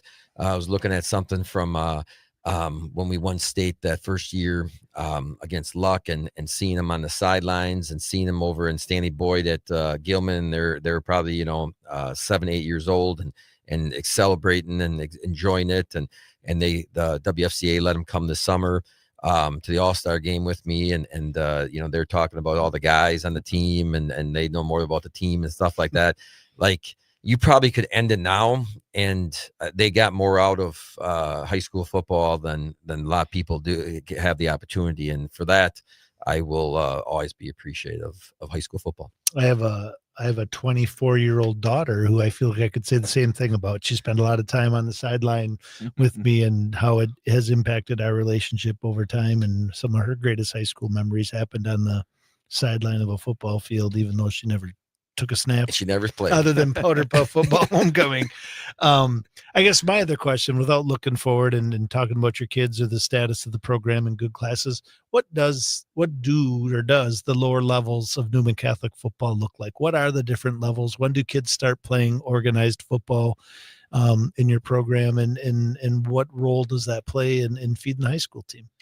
And been blessed to have a good program underneath for all these years, and some great coaches. And Coach Gress was there for quite a bit of that time. And so they come in as sixth graders. They don't really play because we change leagues all the time, it seems like. So they get to play a little bit when we have 2 games. So like if 6th and 7th grade play one game, and then 7th and 8th graders play one game, then they get a little playing time. But a lot of the teams we don't play are just 7th and 8th grade. So we're not going to throw a 6th grader in there against an 8th grader. There's a huge difference between a 7th and 8th grader, much less than a 6th and 8th grader. And so we get them in there with the practicing the majority as 6th graders. And it's worked out lately for the last few years to give them the opportunity to get into the flow of things, how it's supposed to be. I always laugh at those guys because they wear full pads every day, and I don't know if I've gone full pads. I don't know, give or take 10 years with our guys. So they actually look forward to high school because then they don't got to go full pads anymore. So we got that for that lower level, and we feel that we're always trying to pump it and trying to go into the school and get the numbers for the 5th graders to get go into the 6th grade and things like that, because the middle school is and it's vital. I think I just used the quote today on something like Coach Witter said to me last year. He goes, if you can, my best teams coaching were when they were taken care of in the middle school and they came to me ready to go. And I'm not saying that he didn't coach. Right. He was just trying to say is you can see who's coaching these people, and if they're doing it right, and if they're going to come up, it makes our life as the coaches at the varsity level a lot easier. You said something interesting, and this is the last question. You said you want to coach freshmen. You know why you'd be the best at that is because I truly believe that level is the most important level. When we get to seniors and juniors, we're out tricking 17, 18-year-olds, whatever. That's what we're doing. But you're talking about learning the game of football and actually seeing that huge progression of them turning into a football player. It's at that level. That's where it is. I mean, you don't see as much as a junior to senior. I'm not saying you don't, but it's that level. And that's why I'm taking a guess that you would love to be coached at that level, because in my mind, I think that's actually more important than any of them. But that's just my opinion on that. And one final point, and I'm going to give you a chance because I think this person deserves an opportunity to be talked about as well. One of the one of my favorite people is your wife. Yeah, Ashley. yeah. I mean, what she does. I mean, she works. I mean, I'll see when I go to practice. She'll walk by, and we'll see stuff online. I mean, she is an incredible support for your program, isn't she? Yeah, she does great. She does our Facebook stuff, and she sometimes I was and I didn't thank her for promoting the show tonight. I saw that earlier. Well, tonight, she always takes. Actually, I told her to do that, so I'm not going to give her credit on that one. Okay, all right. Everything else I'm going to give her credit on okay. there, but she does that, and I almost look forward to having her clips. Sometimes I'll be there. I go, hey, why isn't that done yet? Because I get goosebumps and emotional just watching them. How good she puts things together and does that stuff, and Coach, how it is. Besides doing everything for the program and being part of the Friends of Gridiron and doing things for them, she's also got to be the one that, you don't want to do it as a coach. And I think I've gotten better as I've aged. But, when things are not going good or you got some kids hurt and you're coming home and there's a lot of things on your mind and what's not on your mind is home. Mm-hmm. And it's not that I'm right or wrong or the coach is right or wrong or whoever it is. It's just that your head's not there. And to be always to understand that and you need the correct person to have that. Any coach needs that. And if they're lucky to find one, and I was, then it works out better. And back in her day, she had a game-winning shot in a playoff game. Yeah, so it's like, yeah. Back when I was young. Yeah, back. what about? Yeah. No, she's a great. She's a great mother to our kids, and anytime I can't obviously do anything or be at some games because obviously I'm coaching. She's filming them and sending them to me, and I'm sitting at home because they're on the road at Gilman, and I just got done with practice. But there's a lot of things that mothers and wives are they are the MVPs. I know that's a cliche or comment, but that's the truth of it. And Coach, you know it as well as I do. Absolutely. All right. Well, let's look ahead. Level 3, some area teams in action. Start with Division 4. We just had Treve Stoffel in talking about the very impressive opponent that they're taking on. Mosinee 9-2 at Columbus 10-1. And looking at Columbus, and he mentioned their offense and talking about what they want to try to do, because I mean, you look at the number of points that team has scored this year, it's been just amazing. They had the one loss against Aquinas, they scored 13. Otherwise, they've scored at least 42 points in every other game. I mean, that's consistency, isn't it? Yeah, it's pretty impressive. And I heard Treve actually talking to Coach on the way out the door about exactly what it is that they do and how balanced they are. And they run the football. And every single game you play in football at any level, the first thing you have to do on defense is stop the run. But when you get into these playoff situations like this, it becomes all that much more important, because here's the deal. They're going to get first downs. They're going to have long drives, and they're going to score points. Mm-hmm. Your job as a defense is to slow them down, make it take as many plays as possible to score those points. And the longer they possess the ball, the fewer points that they can score, and to get your offense back. So, and the more chances that they could make a mistake. For sure. I was going to say the next thing is, in order to win games like this, when you are the underdog, I mean, and I say underdog, and they're 9-2, so it's not, they're no slouches for sure. But you need a couple things to go your way as well. Right? You need to force some turnovers. You need them to make some maybe uncharacteristic mistakes. You need to capitalize on those, get some momentum. I think what was Treve telling you, Coach, on his way out the door, that they have 2,200 yards rushing this year and 1,000 yards passing. So they're a balanced team. You got to do more than just stop the run. But until you stop the run, it becomes it's a really tough football game. And Mosinee plays really tough. I love listening to Treve talk about defense and their defensive mindset. So they bring a pretty good game plan and a pretty good mental toughness to Columbus, and should be exciting. I Coach said everything on there. I agree 100% with him. So, Aquinas is a good team. Aquinas beat them pretty soundly. I mean, don't get me wrong. And they're a really good team. I'm not denying that fact. I think there is, and and just looking at some of the games and things like that, and their balance, and Columbus didn't they win a state title or a couple of them just recently? They probably are one of the top teams in that division. Mosinee, watching them is going to be tough to defend with that young man as the quarterback. If they can find some other spark offensively, I think this is going to be a low-scoring game. I think it's going to be who can get to 20 first. And if Mosinee can get to 20, I think they're in good shape. Division 5, Stratford and Tomahawk. Ever since the brackets came out, it's been sort of pointing in this direction. Stratford 9-2, Tomahawk 10-1. This game will be played in Tomahawk. It's hard to go against Stratford, isn't it? It is, but just based on history. I would also say I wouldn't pick either team in this game. Like, I certainly wouldn't put any money on this game, because every time I think that Tomahawk, who came into this conference 2 years ago as by far the smallest school, who you question why, and they did it willingly. They wanted to come back into this conference, and you scratched your head a little bit thinking, what are they thinking? Everybody else is rubbing their hands together. Yes, exactly. And I look at what they've accomplished. I mean, they played some tough games last year, but what they've accomplished this year, you'd be hard pressed to vote against them. It's in Tomahawk. Yeah. I think that makes a difference. Stratford's playing really, really good football, and you'd be hard pressed to bet against the 3-time defending state champion against a school this size. So I think this is, I mean, as soon as the brackets came out, I think you're right. I think if you're going to a game this Friday night, this would be the one that you'd get in the car and go to, because I think it's going to be a great game. I think Stratford probably has a little bit of an edge. If Tomahawk can keep it close, can keep it low scoring, I think they got a real chance. It's ironic is Tomahawk, and I don't know this for sure, but my guess is Tomahawk was in the Marywood.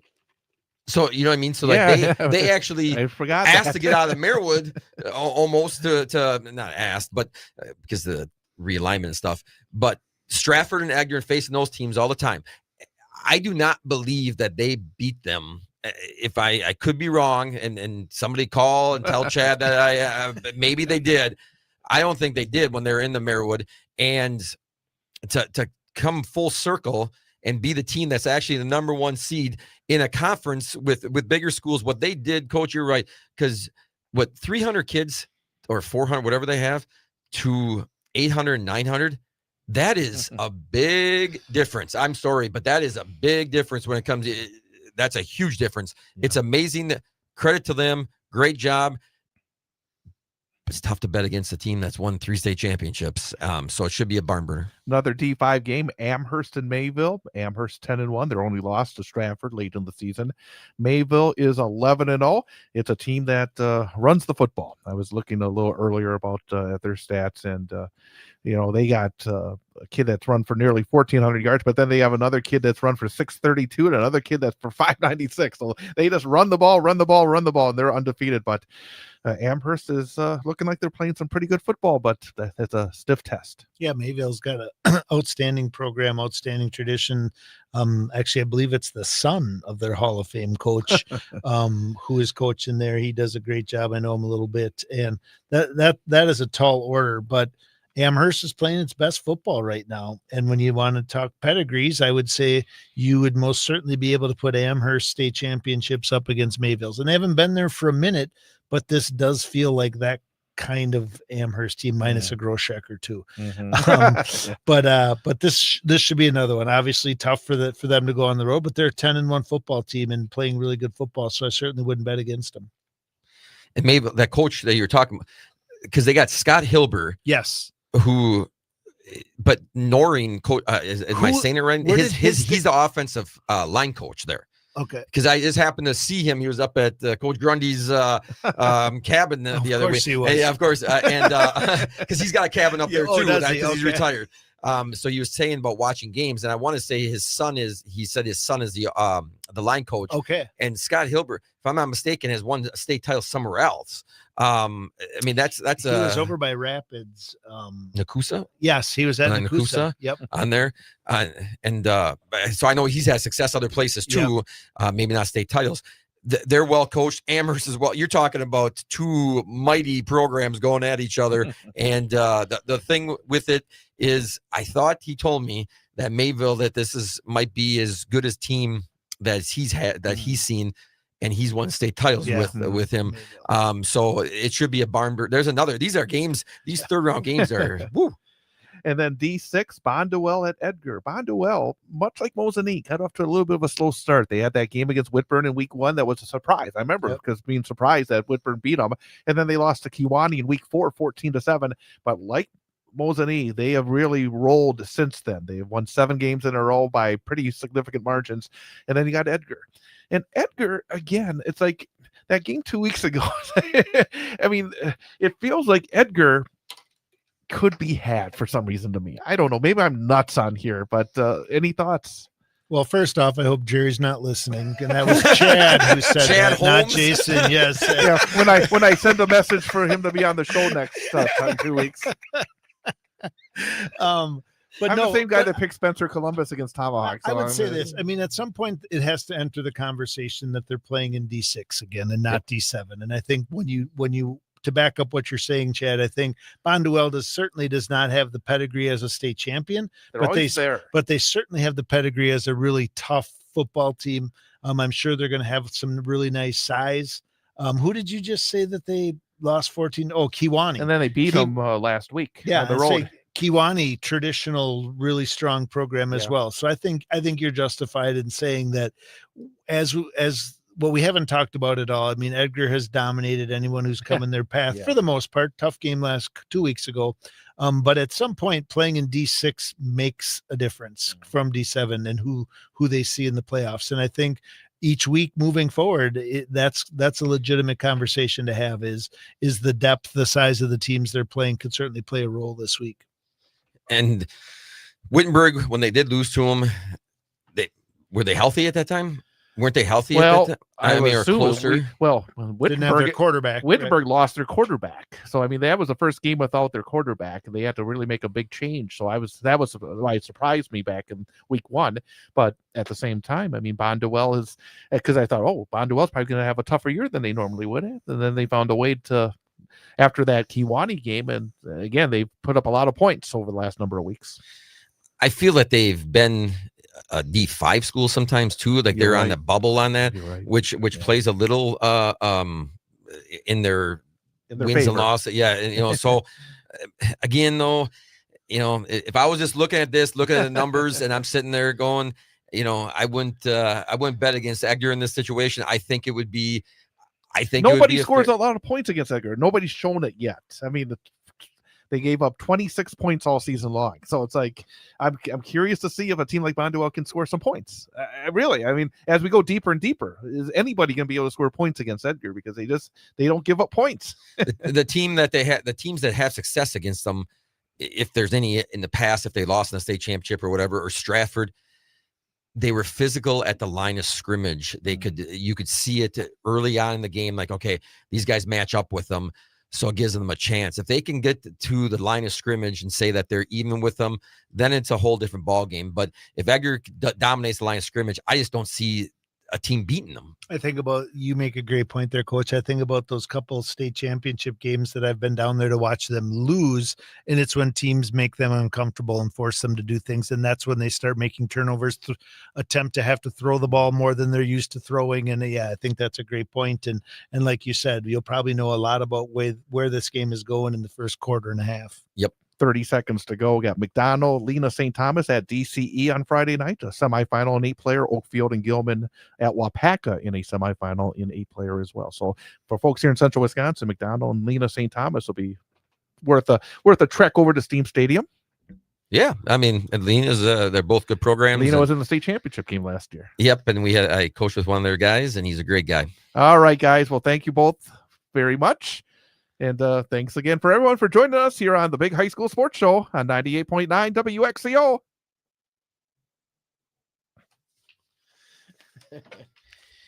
Ran out of time too fast again. The time goes fast. Yeah, it was great. Hey, I thought that was a good show. Oh, absolutely. That was fun. You guys were telling me things that I had no idea about. It's like, talking about what the Mayville coaches or whatever. Well, what Hilber's dad was a coach somewhere. Was it not at Mayville? Where was he? Because Noreen Am I Was the- saying his name right? I think Maureen, so. Maureen, that's where he won Right. his state title. Yeah, that's on what that. I'm. Because I met Hilber and I did some grad school together at UWSP. That's where I met him, and that's when he was at Nakusa at that time, and I was still at Pines at the time, and we were talking, and then when he went to Mayville. Yep.